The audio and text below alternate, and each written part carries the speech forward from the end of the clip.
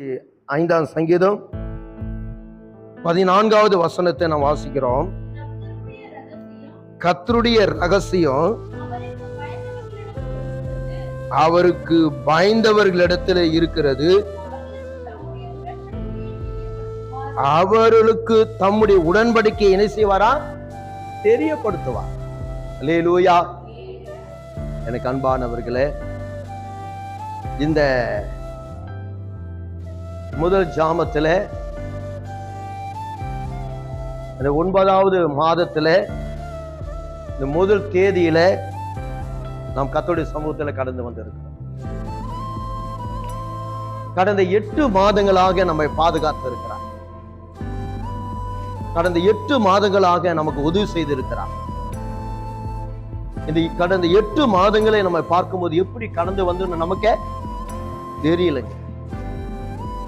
இப்படி ஆண்டவர் 8 மாதங்களில பார்க்கும்போது எத்தனையோ பாடுகள் வந்திருக்கிறது, எத்தனையோ உபத்திரங்கள் வந்திருக்கிறது, எத்தனையோ வகையில மன குலைச்சல்கள் வந்திருக்கிறது, பல பயங்கள் வந்திருக்கிறது, பல கலக்கங்கள் வந்திருக்கிறது.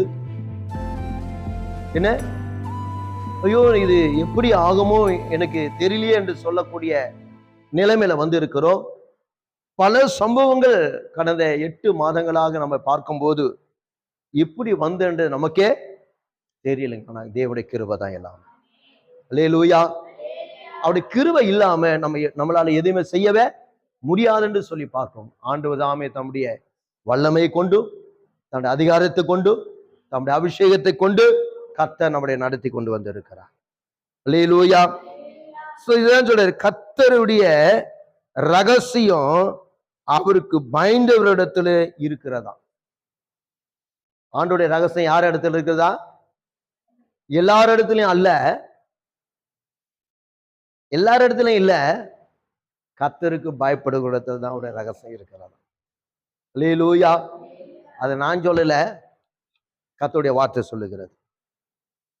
கர்த்தருடைய பரிசுத்த வார்த்தை சொல்லுகிறது, கர்த்தருடைய ரகசியம் அவருக்கு பயந்தவரிடத்துல இருக்கிறது என்று சொல்லப்படுகிறது.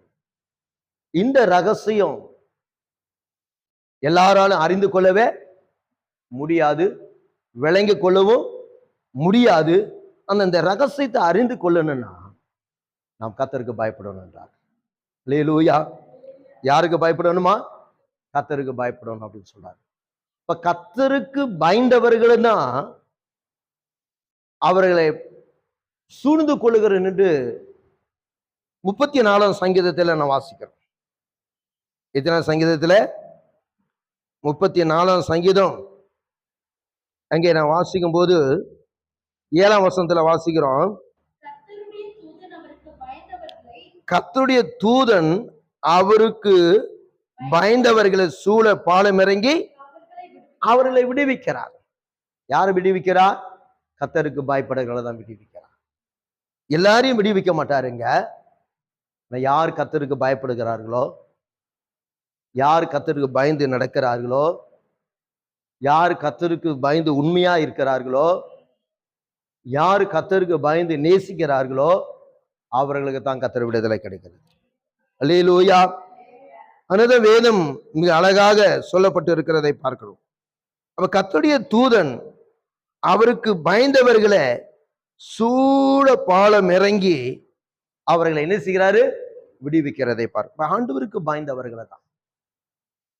எனக்கு அன்பானவர்கள், இந்த கால வேளையில வந்து இருக்கிற முதல் ஜாமத்துல 2024ஆம் ஆண்டு 8 மாதங்களை கடந்து 9வது மாதத்துல அடியெடுத்து வைத்து இருக்கிறோம். நாம் இந்த 9வது மாத தோக்கு முதல் முடிய வரையிலும் இந்த மாதத்து 30 நாளும் ஆண்டவர் என்ன செய்ய போறார்? நம்மை பாதுகாக்க போகிறார்.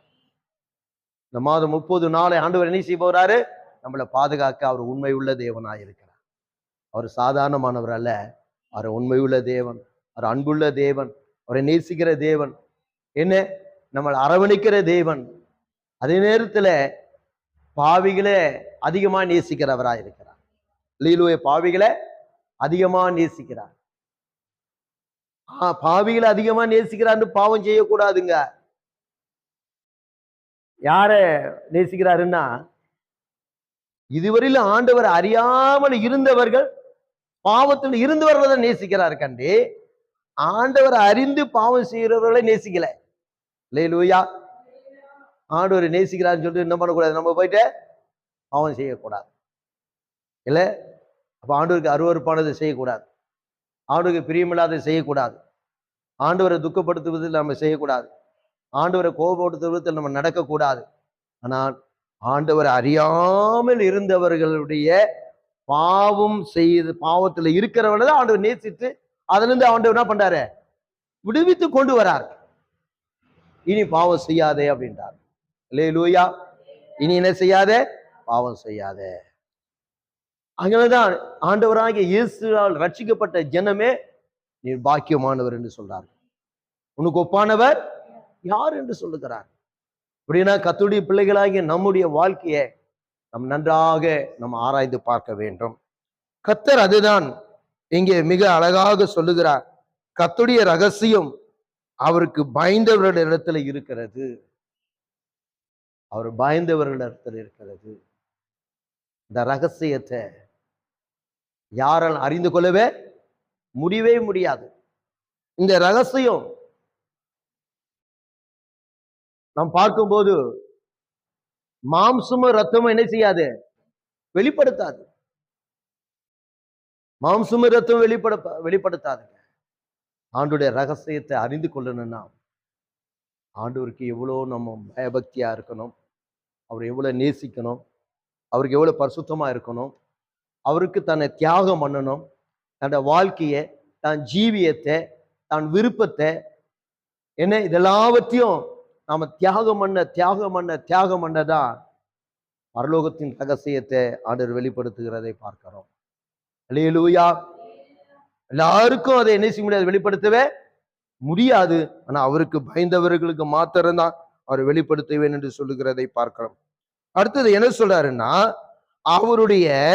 அவருக்கு தம்முடைய உடன்படிக்கையை தெரியப்படுத்துவாராம். எதை தெரியப்படுத்துகிறாரு, உடன்படிக்கை தெரியப்படுத்துவேன் சொல்றார்.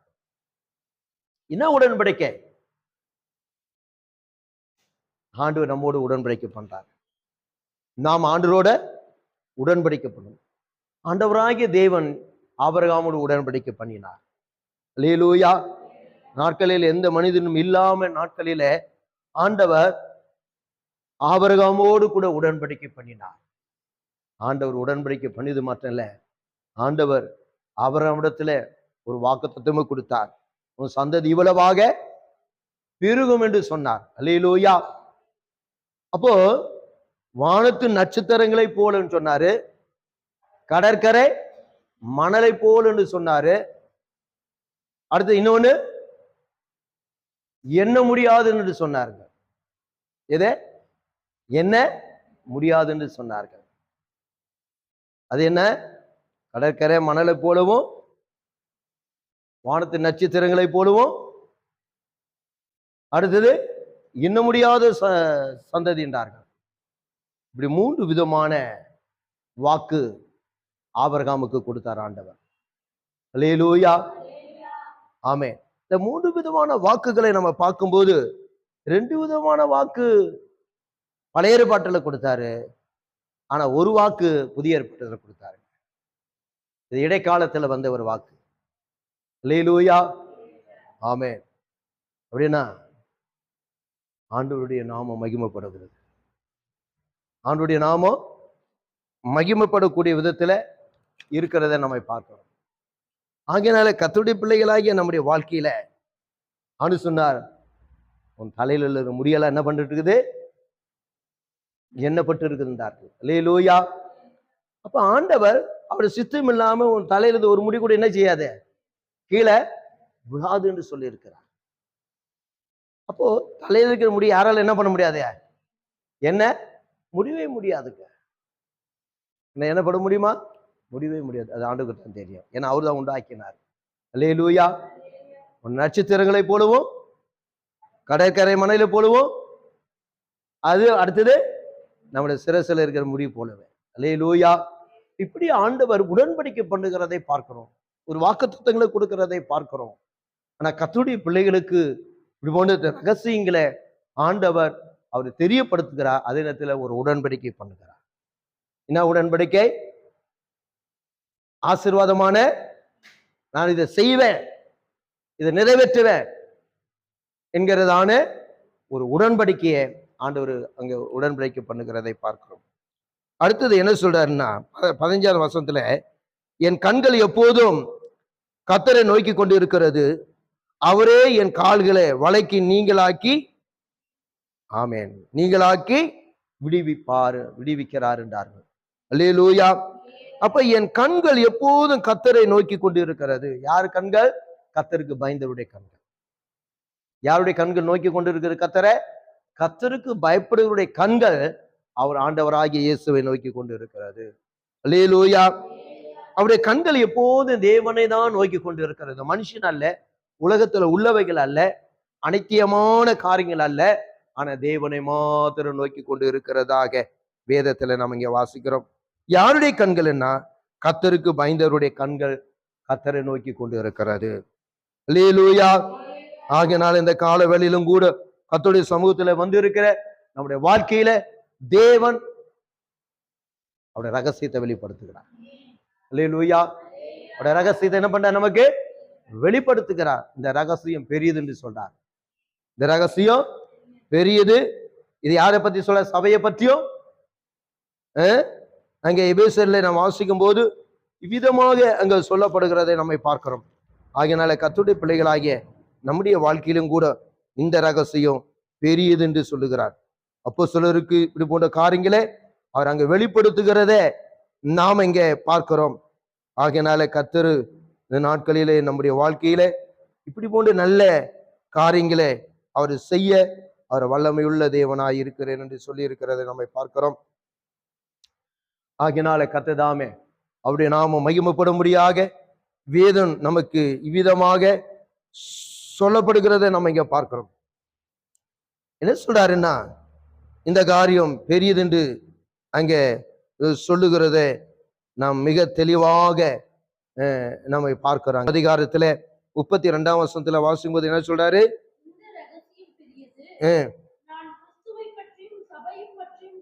அல்லேலூயா. கிறிஸ்துவ பற்றியும் சபையும் பற்றியும் சொல்றார். அப்ப கிறிஸ்துவை பற்றியும் சபையும் குறித்தும் ஒரு ரகசியம் இருக்கிறதை பார்க்கும். கிறிஸ்துவை பற்றியும் சபையை பற்றி என்ன இருக்குதுங்க? ஒரு ரகசியம் இருக்கிறது என்றுதான் வேதம் சொல்கிறது. இந்த ரகசியம் என்றார்கள். எந்த ரகசியம்? இந்த ரகசியம் பெரியது.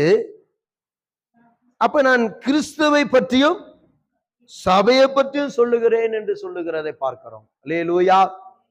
ஆமென்.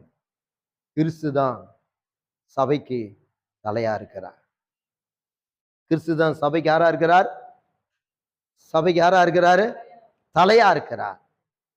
ஆனா சரீரமா இருக்கிற நாம தான் எப்படி இருக்கிறோம்? சபையா இருக்கிறோம். அல்லேலூயா. ஆமென். கர்த்தருடைய பிள்ளைகளாகிய நம்முடைய வாழ்க்கையில கர்த்தர் இப்படி போன்றுதானே ஒரு மகிழ்ச்சியான நல்ல விஷயங்களை கர்த்தர் நமக்கு அந்த ரகசியத்தை ஆண்டு வைத்திருக்கிறதை பார்க்கிறோம். எப்படி உங்களிலே அவனவன் தன்னிடத்தில் அன்பு கூறுவது போல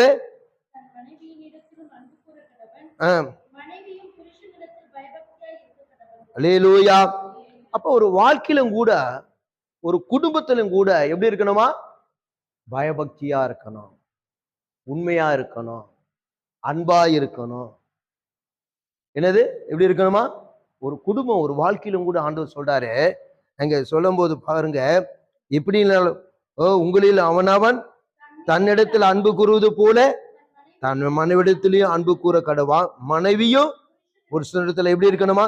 பயபக்தியா இருக்க கடவாள் என்றார். அல்லேலூயா. இப்படி சபையை பற்றியும் கிறிஸ்துவம் பற்றியும் சொல்றாரு. அதே நேரத்துல தன்னுடைய வாழ்க்கை குறித்து அங்க வரார். ஒரு குடும்பம் எப்படி இருக்கணும், ஒரு குடும்பத்தோட வாழ்க்கை எப்படி நடக்கணும், அவர் குடும்பத்தில் எப்படி நடந்து கொள்ளணும் என்கிறத கர்த்தருக்கு பயந்து இருக்கணும். அந்த குடும்பத்தை தான் கர்த்தர் ஆசீர்வதிக்கிறார். அல்லேலூயா. ஒரு குடும்பம் ஆசீர்வாதமா இருக்கணும்னா அந்த குடும்பம் எப்படி இருக்கணும்?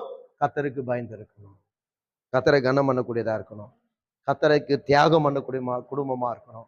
கர்த்தருடைய நாமம் மகிமைப்படும்படியாக இந்த கால வேளையில கர்த்தருடைய கரங்களில ஒப்பு கொடுத்து நாம் கர்த்தரை ஸ்தோத்திரிப்போம். கர்த்தர் நமக்கு